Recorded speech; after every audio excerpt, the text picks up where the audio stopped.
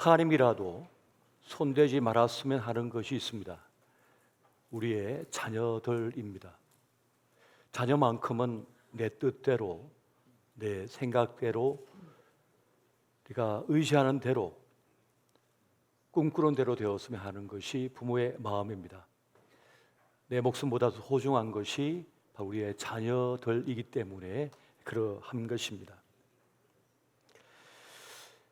요셉을 잃은 아버지 야곱은 큰 슬픔, 아픔 속에 평생을 살아야 했습니다.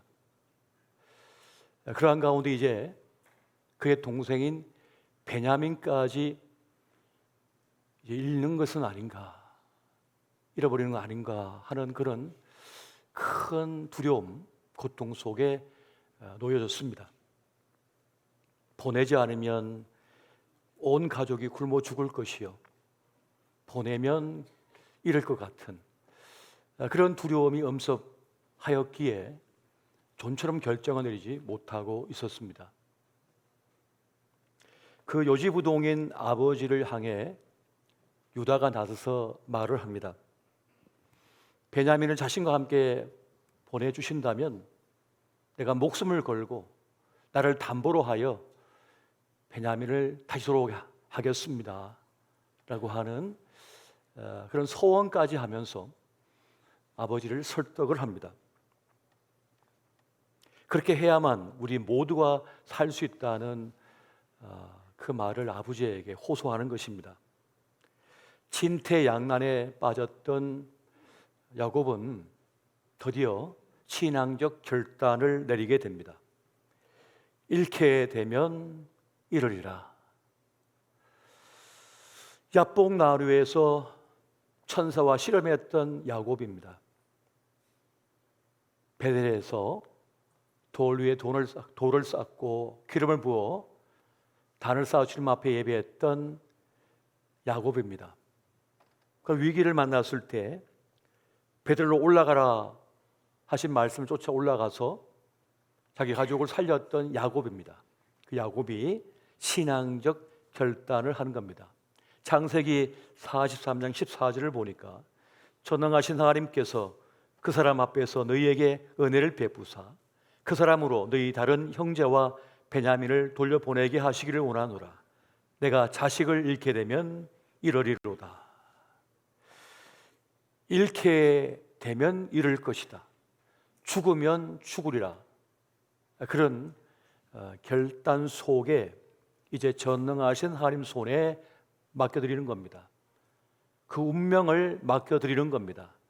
그 처분을 주님께 맡기는 것입니다.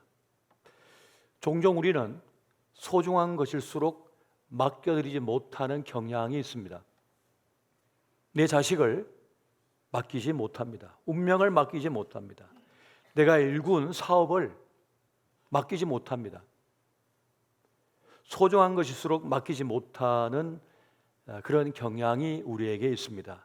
특히 자녀 문제를 맡기지 못하는 겁니다. 내 손으로 내 뜻대로 해결해야만 안심이 됩니다. 하지만 어느 순간에는 내 손을 떠나게 됩니다. 그때는 하나님 손에 맡겨야만 되는 것입니다. 내가 붙들고 있는다고 더 잘 된다는 보장이 없기 때문입니다.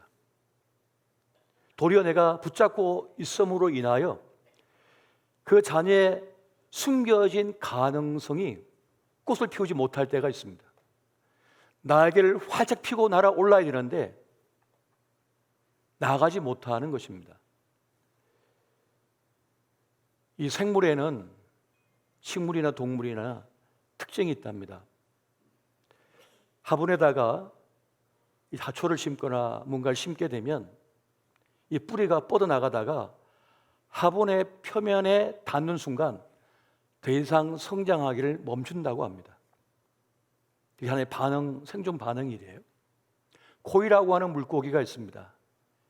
그 물고기를 호수나 강에 풀어놓으면 거대하게 성장하지만은 어항 속에 집어넣으면 그 크기만큼만 자란다고 합니다. 그것처럼 우리의 자녀의 가능성이 참으로 크지만은 부모가 과도하게 간섭을 하거나 대신 결정을 내려주구나. 삶을 내가 끌어안고 있으면 더 이상 나의 길을 펴지 못한다는 그러한 말이 되는 겁니다. 세상에 던져져 가지고 부딪히고 깨지고 하는 가운데 크게 깨어지면서 발화를 하거든요. 그게 뿜어져 나오는 것이 있단 말이에요. 그런데 그것을 도리어 막을 수가 있다는 것입니다. 위기에 처한 요셉은 아기 모세를 더 이상 보호할 수 없다는 것, 자신이 지킬 수 없다는 사실을 깨닫게 됩니다. 그래서 하나님은 그 손에 이 모세를 맡겨드립니다. 그 나일강에 떠내려 보내는 것입니다. 부모의 약함이 도리어 자녀의 강함이 될 수 있다는 사실을 여기서 발견하게 됩니다. 만약 모세의 부모가 끝까지 울음소리가 커지고 있는 모세를 끌어안고 있었다면 나중에는 애굽의 병사들에게 발각이 되었을 것이고 결국 죽임을 당했을 것입니다. 어머니 요셉은 눈물을 머금고 그 아이를 하나님의 그 손에, 그 능력의 손에 맡겨버립니다.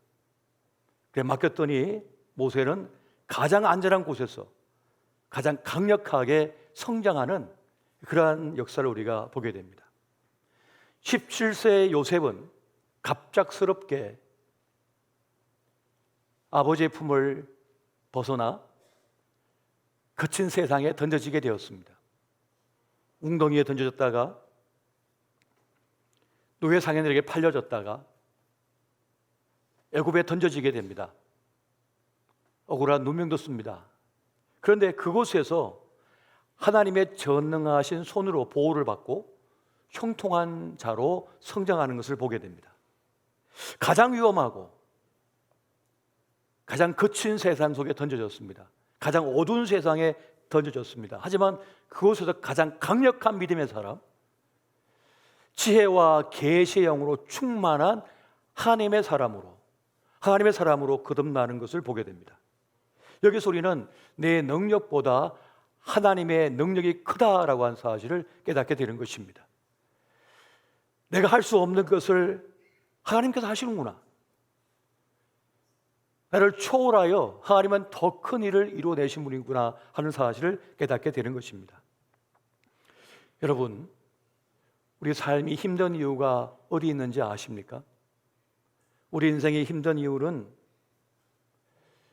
문제와 사건이 많아서가 아닙니다. 그렇게 열심히 공부하고 배우고 학원을 다니고 그 많은 경험을 쌓았지만 오래 살아서도 인생이 힘든 이유는 결과를 모르기 때문입니다. 이게 잘 될런지 안 될런지 도무지 알 길이 없기 때문에 우리의 인생이 힘든 것입니다. 어떻게 될지 알 길이 없는 거예요. 남들이 좋다고 해서 이 공부를 했는데, 남이 좋다고 해서 이 땅을 샀는데, 그 삶을 살았는데 이게 좋을지 나쁠지 도무지 알 수가 없는 거예요. 결과가 어떻게 될지 모르기 때문에 우리 인생이 힘든 겁니다. 여러분, 힘들지 않은 인생이 어디 있습니까? 공부는 다 힘든 겁니다. 직장생활은 다 힘든 겁니다. 인간관계는 다 힘든 것입니다. 부부생활 힘든 겁니다. 자식을 키우는 거 힘든 겁니다. 사업을 하는 거 힘든 겁니다. 힘들지 않은 것이 없어요. 농사도 힘듭니다. 8번의 손길이 가지만은 태풍 한 번 불면 모든 게 엉망이 된 분입니다. 한순간에 무너져 버립니다. 쉬운 것이 하나도 없습니다. 그런데 그것보다 더 힘든 이유는 결과를 모르기 때문입니다. 어떻게 될지 모르는 것이에요. 그때 우리는 전능하신 하나님의 손에 맡겨드릴 수 있어야 된다고 말씀하고 있는 것입니다. 무엇이든지 결과를 주님께 맡기는 것이 믿음이고 신앙인 것을 여러분 기억하시기 바랍니다. 주님께 맡기는 것입니다. 신앙은 뭡니까? 자신을 내려놓고 자신을 비우고 그 자리에 하나님을 모시는 엄숙한 행동입니다. 그것이 신앙이라고 하는 것이에요. 그래서 신앙은 결단이라고 했습니다. 결단은 뭡니까? 버릴 것은 버리고 붙잡을 것은 확고하게 붙잡는 것입니다. 그게 결단입니다. 그리고 그것이 신앙생활인 것입니다. 하나님을 섬길 것인가? 돈을 섬길 것인가? 하나님을 섬길 것인가? 사람을 섬길 것인가? 하나님 말씀 들을 것인가? 사람들의 말을 들을 것인가? 하나님을 따를 것인가? 사람을 따를 것인가? 바로 그 양자택일의 자리에서 하나님을 선택하는 것이 바로 신앙이라고 하는 것이고, 그 신앙은 결단이라고 말씀드리는 것입니다. 그래서 하나님의 사람들은 하나님을 선택했기 때문에 하나님께 내 운명을 맡겨드립니다. 내 자녀도 맡기고, 내 사업도 맡기고, 우리 가정도 맡기고, 내 운명을 주님께 맡기는 것입니다. 성경은 그것을 우리에게 말해주고 있습니다. 여러분, 시편 37편 5절 6절 말씀을 같이 한번 보겠습니다. 시작. 내 길을 여호와께 맡기라. 그를 의지하면 그가 이루시고 내 일을 빛같이 나타내시며 내 공의를 종의 빛같이 하시리로다. 아멘. 그의 길을 여호와께 맡겨라. 맡기면 된다. 그가 이루신다라고 말씀하고 있습니다. 하나님의 사람이 아니고서는 도무지 이 말씀을 이해를 못합니다. 세상 사람들은 이 말씀을 도무지 납득할 수가 없습니다. 하지만 하나님의 사람들은 이 말씀의 의미를 알기 때문에 하나님께 내 삶을, 운명을 맡기는 겁니다.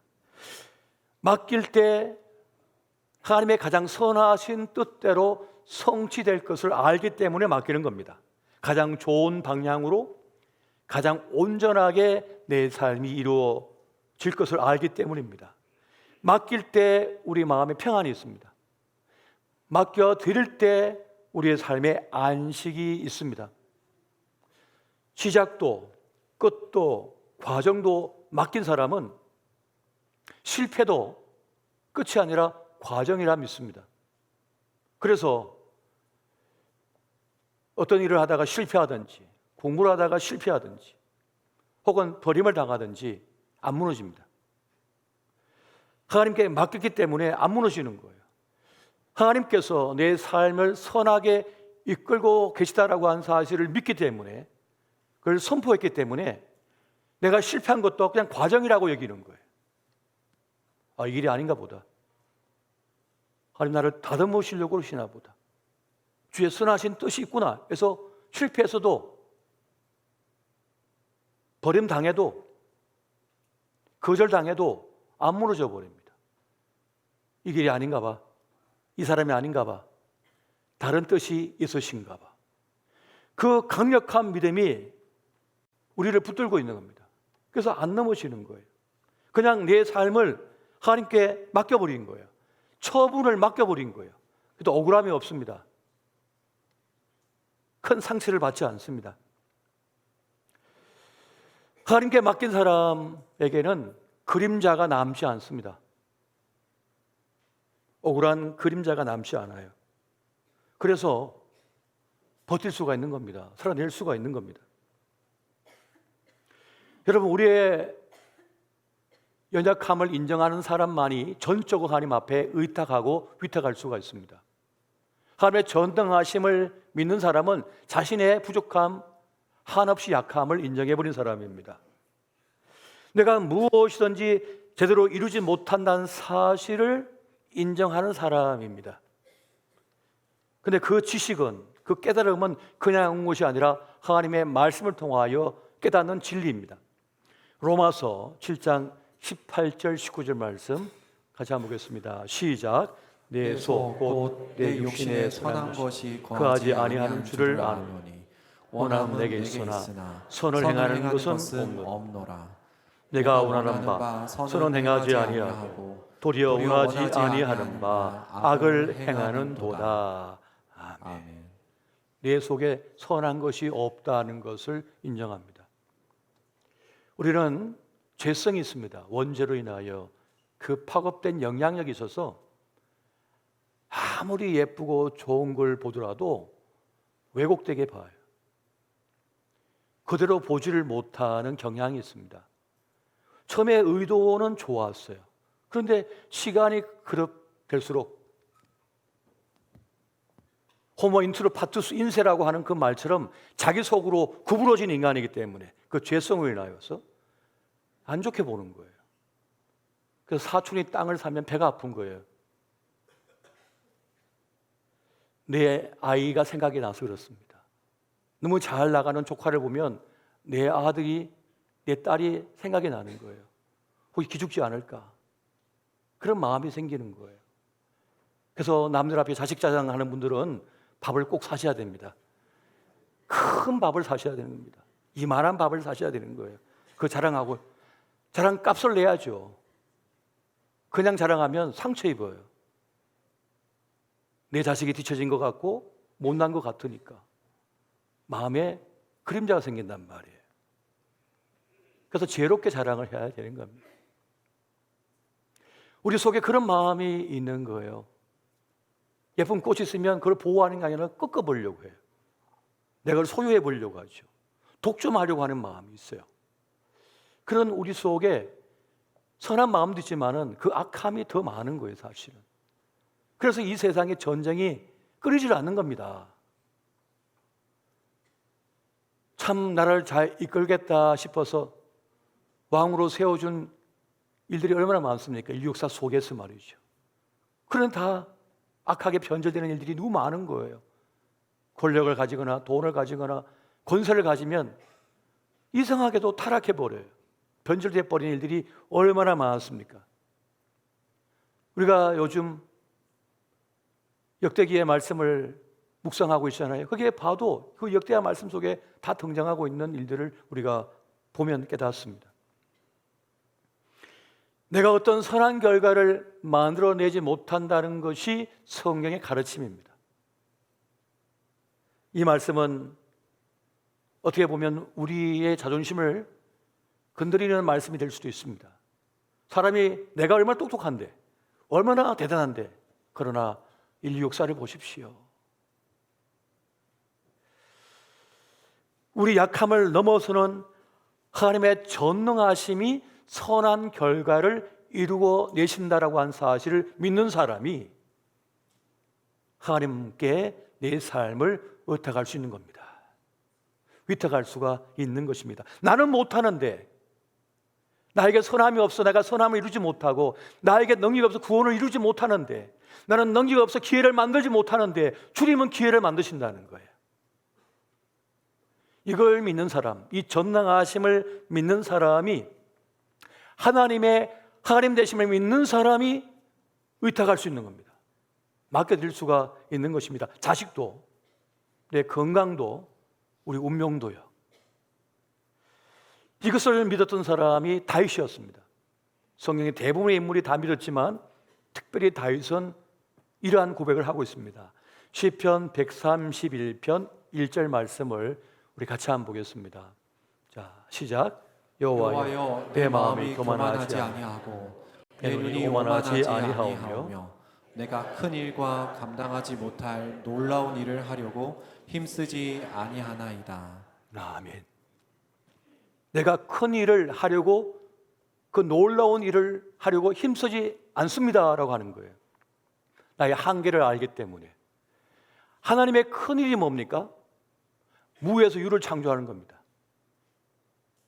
사망에서 생명으로 이끄는 겁니다. 없던 기회를 만들어내는 겁니다. 이 큰 일은 우리가 못한다는 거예요. 내가 못한다는 거예요. 이것이 다윗의 고백이었던 것입니다.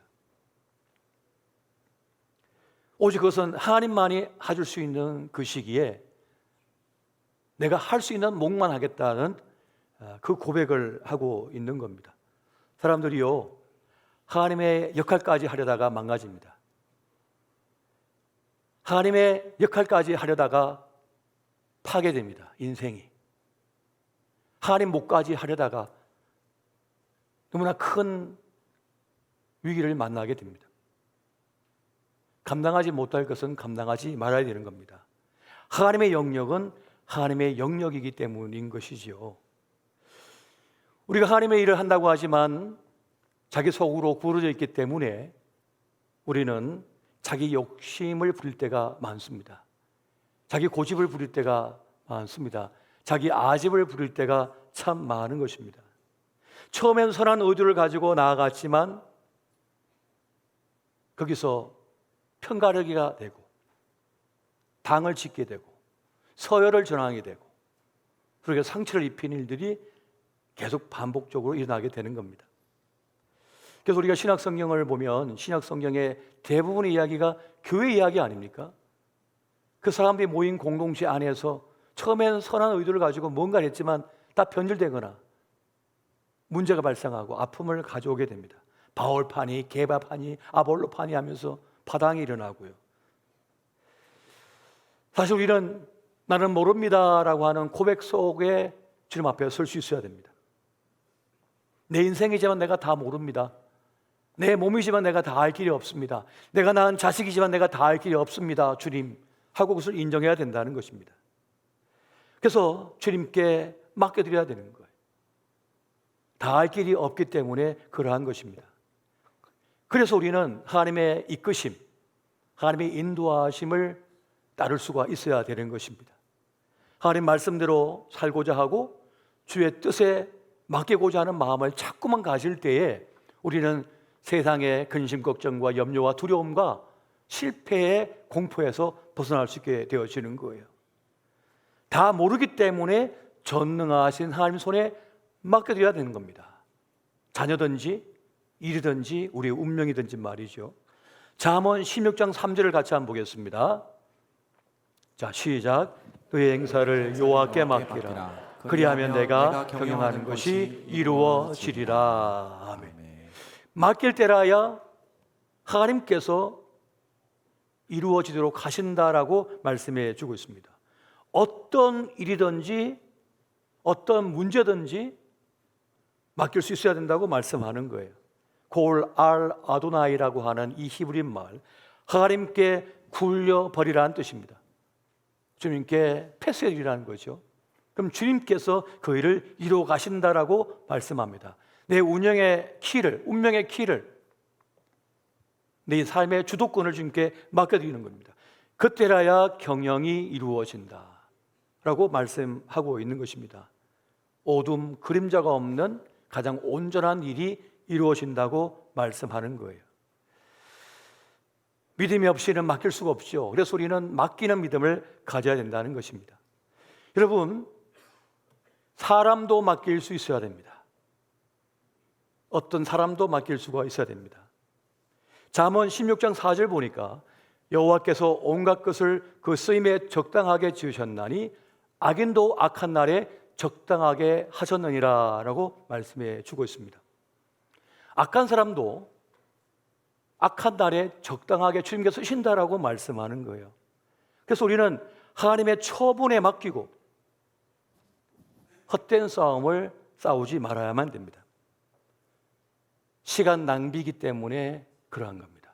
오늘 말씀을 보면 싸우지 않는 것은 도망이나 패배가 아니라고 말씀합니다. 도리어 하나님께 맡기는 것이 가장 지혜로운 승리의 길이라고 말씀하는 거예요. 여러분, 내 인생의 소중한 것들을 지키고 더 가치 있는 목표를 향해 나가기 위해서 우리는 헛된 싸움을 싸우지 말아야 되는 것입니다. 무가치한 싸움을 할 시간에 도리어 나를 더 성장시키고 발전시키고 더 아름답게 삶을 만들어가는 일에 집중해야 하는 것입니다. 지혜로운 사람이 싸우지 않는 이유는 진정으로 강한 사람이기 때문에 그러한 것입니다. 어떤 상황에도 흔들리지 않는 단단한 그 마음의 중심을 가졌기 때문에 싸우지 않는 겁니다. 자기 자신에 대한 강한 믿음, 확신이 있기 때문에 싸우지 않는 거예요. 내가 어떤 사람인지, 내가 어떠한 길을 가고 있는지, 내가 어떠한 사명을 받았는지 아는 사람은 굳이 다른 사람의 동의가 필요하지 않습니다. 굳이 다른 사람의 지지가 필요하지 않습니다. 다른 사람의 이해를 구하지도 않습니다. 다른 사람의 인정이 필요하지 않습니다. 확실하기 때문에. 우리가 내적 치유 사역을 함에 있어서 세상의 동의를 구하지 않습니다. 지지를 구하지도 않습니다. 왜? 하나님의 꿈이시기 때문에. 이 땅에 상처 입고 붙잡혀 있는, 사로잡혀 있는 수많은 영혼들을 거짓된 권위와 상처 아픔에서 건져내는 것은 하나님 아버지께서 가장 기뻐하시는 일이기 때문에, 그 확신이 있기 때문에 세상의 동의나 지지를 구하지 않습니다. 그냥 그 길을 향해 달려갈 뿐입니다. 1:1 제자 양육을 통하여 그리스도의 참된 제자를 만들어내는 것이 주님의 지상명령인 것을 알기 때문에 굳이 다른 사람의 지지나 동의를 구할 필요가 없습니다. 그건 마땅한 일이기 때문이고 주님의 지상명령인 것을 확신하기 때문입니다. 그렇기 때문에 흔들림이 없는 거예요. 이걸 가진 사람은 매우 강력한 거죠. 여러분, 이것을 우리가 알아야 됩니다. 자기 확신이 분명한 사람은 누군가의 부당한 평가나 비난에 자신의 가치가 흔들리지 않음을 압니다. 그래서 굳이 싸워서 내가 옳다는 걸 증명할 필요가 없다는 걸 압니다. 시간 낭비인 걸 알기 때문에 그냥 그 길을 향해 달려갈 뿐인 것이에요. 어떤 사람들은 옳고 그름을 따지기 위함이 아니라, 뭔가 바른가 아닌가를 따지기 위함이 아니라 싸움 자체를 원할 때가 있습니다. 그런 사람을 만날 때가 있어요. 자기 삶에 대한 불안과 열등감과 분노 같은 것을, 그 부정적인 감정을 해소할 무엇인가가 있어야 하는데 그걸 찾지 못했을 때 가장 손쉬운 방법이 싸움을 거는 겁니다. 누군가를 공격하는 겁니다. 갈등을 만드는 겁니다. 하지만 지혜로운 사람은 그 싸움에 휘말리지 않습니다. 그냥 내 길을 가는 겁니다.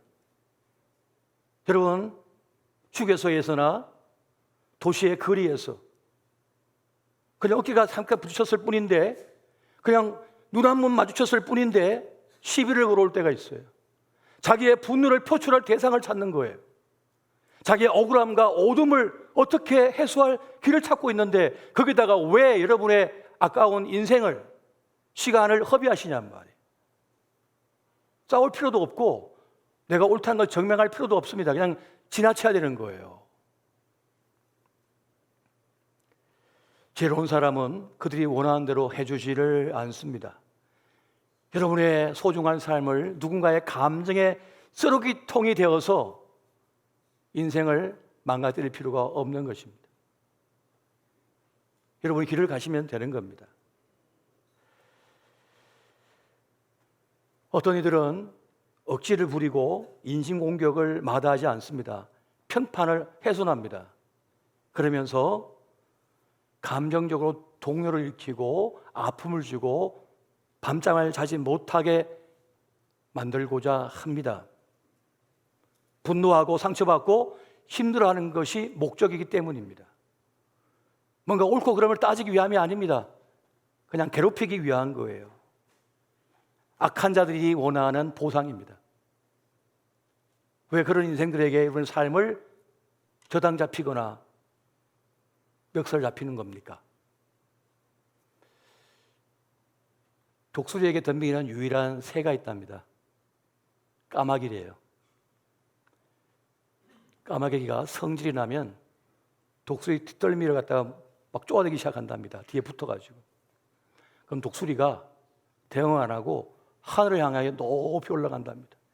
계속 올라간답니다. 그러면 새들은요, 자기가 최대한 올라갈 수 있는 높이가 있거든요. 독수리는 하늘의 최양이기 때문에 가장 많이 올라갑니다. 그러면 그 붙어 있다가 올라가다가 숨을 못 쉬어도 떨어진대요. 지 혼자 나가 떨어진답니다.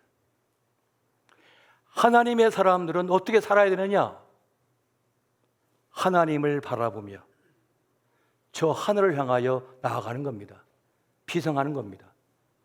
주에 맡기신 사명을 붙잡고 그 숭고한 길을 그냥 날아오르면 되는 겁니다. 그러면 다 나가 떨어져요. 하나님의 시간에, 하나님의 뜻 가운데 하나님께서 정리하시는 거예요. 정리해 주십니다. 굳이 내가 내 시간과 인생을 낭비할 필요가 없습니다. 하나님께서 정리해 주시는 거예요. 어둠이 빛을 이길 수 없듯이 악은 선을 이길 수가 없습니다.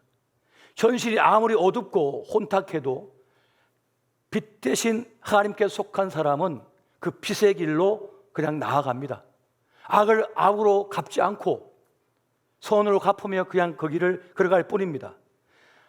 악한 것이 득세하는 것처럼 보여도 자기가 만든 그림자가 운명이 되어 다 떨어져 나갑니다. 그냥 내 길만 가면 되는 거예요. 하나님의 심판이 있기 때문에 여러분, 악한 자들을, 악한 일을 만나도 너무 낙심하지 마세요. 주님께서 다 정리해 버리십니다.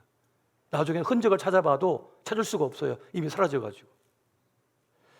하나님의 돌보심이 우리와 함께하고 계심을 믿으시기 바랍니다. 하나님을 믿는 사람은 이러한 믿음과 확신이 있기 때문에 흔들림이 없이 그냥 그 믿음의 길을 뚜벅뚜벅 걸어갈 뿐인 것입니다. 그렇게 우리는 우리의 약함과 한계를 인정하고 주님을 믿고 주님 앞에 전적인 위탁을 하는 겁니다. 네, 삶을 맡겨드리는 것입니다. 우리는 우리 삶을 구원할 수 없고 새롭게 할 수가 없습니다. 주님만이 우리를 구원하실 수가 있고 새롭게 하실 수가 있음을 믿으시기 바랍니다. 하나님께서 기회를 주셔야 되는 거예요. 큰 일은 하나님의 몫인 겁니다. 내 몫이 아니라. 이것을 아는 사람은 주님께 그것을 맡겨주죠. 주의 뜻에 맡깁니다. 주님께서 이끌어 주시고 주님께서 선하게 그 길을 열어 주옵소서. 우리는 각자 주어진 능력 따라서 한계에 따라서 자기 삶을 살아가면 되는 것입니다.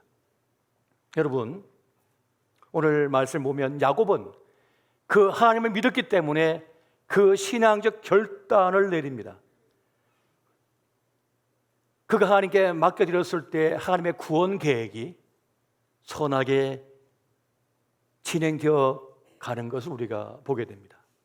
그런데 여기서 우리가 말씀에 더 깊이 들어가 보면 깨닫는 바가 있습니다. 하나님은 왜 그토록 요셉이 베냐민을 원하는 것을 아시고 그의 방식대로 내버려 두었을까 하는 것입니다. 지금 요셉은 강렬하게 베냐민을 원하고 있습니다. 처음 형들 만났을 때 그냥 오픈하면 됩니다. 내가 요셉이요. 근데 그렇게 하지 않습니다. 요셉에게도 분노가 있습니다. 응징하고자 하는 복수심이 있습니다. 그런데 베냐민의 자리가 중요합니다. 베냐민이 중요합니다. 요셉은 베냐민을 만나고 싶어 합니다.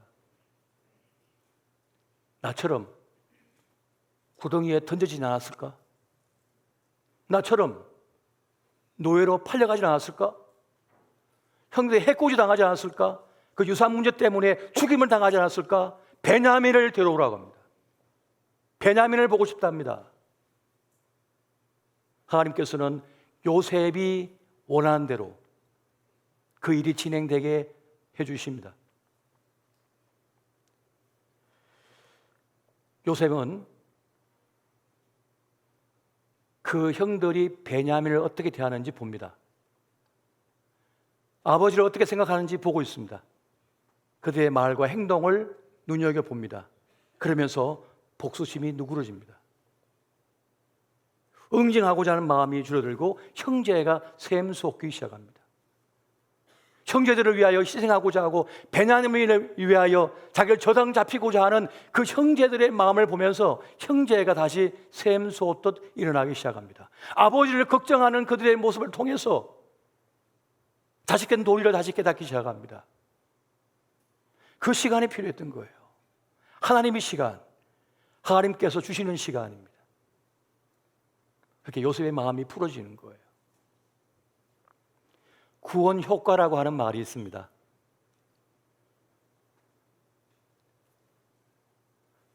한 자매가 누구 예뻐 보이면 주변에 있는 그 친구들한테도 막 빵을 사주는 거예요. 좋은 일을 막 선물도 해줘요. 왜? 다 좋아하는 게 아니라 한 자매만 좋아하는데 그 주변 사람들이 복을 받아요. 선물을 받아요. 좋은 일이 생겨요. 구원 효과란 말입니다. 그 한 사람 때문에 다른 사람이 복을 받아요. 구원을 받아요. 믿는 한 사람 때문에 그 성읍이 멸망을 당하지 않습니다. 구원 효과가 있는 거예요. 베냐민으로 인하여 그 형제들이 복을 받습니다. 용서를 받습니다. 여러분 한 분 때문에 여러분의 가족이 구원받기를 원합니다. 이번 추석 명절을 통하여 용서와 화해의 역사가 있기를 원합니다. 미워하는 마음, 서운한 마음이 있다면 이번 명절을 통해 다 풀어내시고, 여러분으로 인하여 믿지 않는 부모님, 믿지 않는 형제들, 조카들이 예수 영접하고 또 하나님의 신령한 복을 받는 그 은혜가 있기를 원합니다. 여러분들이 참 소중한 사람들인 겁니다. 여러분들이 베냐민인 거예요. 베냐민. 여러분 때문에, 또 요셉 때문에 구원을 받는 거죠. 여러분 로마서 5장 15절 보니까 한 사람 예수 그리스도의 은혜로 말미암은 선물은 많은 사람에게 넘쳤느니라 라고 말씀하고 있습니다. 한 사람 예수 때문에 인류가 구원받듯이, 한 사람 요셉 때문에 그 민족의 구원을 받듯이, 베냐민 때문에 그 형제들이 용서를 받고 복을 받는 것처럼, 우리 때문에, 우리 한 사람, 여러분 한 분 한 분 때문에 하나님의 구원의 역사가 함께 하시기를 예수 이름으로 축원드립니다. 무슨 일을 만나든 어떠한 일이든 여러분의 인생과 운명과 자녀조차도 주님께 맡겨드림으로 큰 영광, 은혜의 삶이 되시기를 예수 이름으로 축원드립니다.